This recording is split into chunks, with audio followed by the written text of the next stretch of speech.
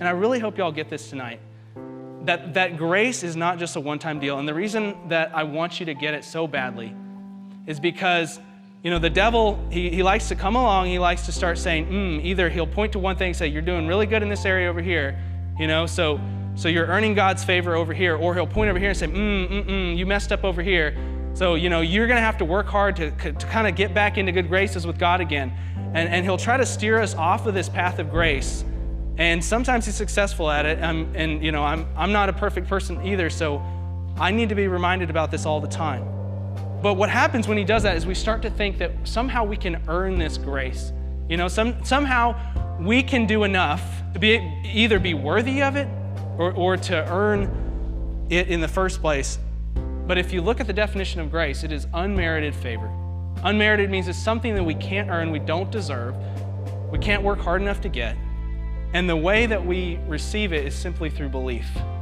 And I'm doing my best tonight to get y'all to look at this from another perspective. And the reason is because, like I said, I think we can get the concepts down easy. I think we can understand the concepts and we can even know the concepts. But that doesn't mean we're always waking up in the morning and living in light of the truth. It doesn't mean we're always waking up in the morning and saying, I'm awake today, I'm alive today, I'm here today because of the grace of God.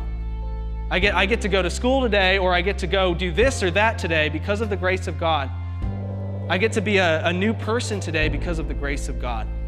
I get to look ahead at my future and not despair and have hope because of the grace of God. I get to walk through this situation, whatever it is, no matter how hard it might feel in the moment, but I get to walk through this knowing that God still loves me, knowing that God still has a plan for me, knowing that He's going to do something good with this because of the grace of God. I'm really not, the question I'm not asking tonight is, I'm not asking, have you understood the concept of grace? I'm asking, has the grace of God melted your heart? Has it changed who you are on the inside? This is one of my all-time favorite verses. It's John 6, 28 through 29. Therefore, they said to him, what shall we do so that we may work the works of God? Jesus answered and said to them, this is the work of God. He's saying, this is it.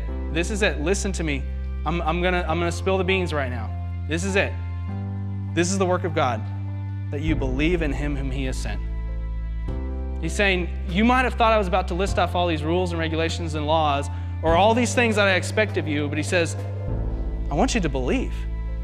And the reason I believe that Jesus is saying that is because when we really understand His grace, when we really believe in His grace, not just know it as a concept, but when we really say, wow, look at what His grace did for me. Look at the righteousness that I get to have because of His grace. There's no possibility of me ever having apart from His grace. Look at it. Look how amazing this gift is. He understands that when we truly believe that, it's going to change who we are on the inside. It's going to begin to transform us. And He knows that, man, if we're working at this list of rules and laws apart from grace, we're never going to be able to fulfill it. We're never going to be able to do it. We're never going to be enough. But what's amazing is that His grace is enough for us. And when we really get it, when we really understand it, and it really sinks into our hearts, it begins to change us, and then it makes these things a whole lot easier to do. Grace is the reason we can put everything on the table. It's the reason we can put that table out in front of God. We can put everything on there, and we can say, God, I've done these things, but I understand these good things over here, but I understand I can only do that because of your grace. And then we can say, God, I did these other things, and I am so sorry. I messed up with these things. And then God reminds us, there's grace for that. I still have grace for that.